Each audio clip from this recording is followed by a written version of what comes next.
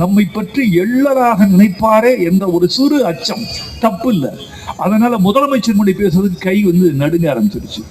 உடனே அவர் அதை சமாளிக்கிறாரு. டிஜிபி, நான் முதலமைச்சர் முன்னாடி பேசுகிறேன், அதனால் என் கை நடுங்குகிறது என்று தயவு செய்து யாரும் கருதி விடாதீர்கள்.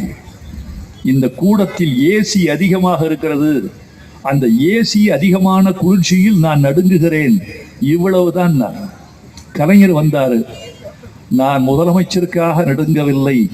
டிஜிபி சொன்னார், காவல்துறை தலைமை இயக்குனர்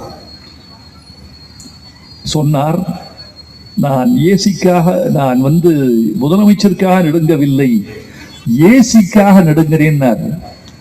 ஒரு டிஜிபி ஏசிக்கு நடுங்கலாமா? டிஜிபினா உங்களுக்கு தெரியும், ஏசி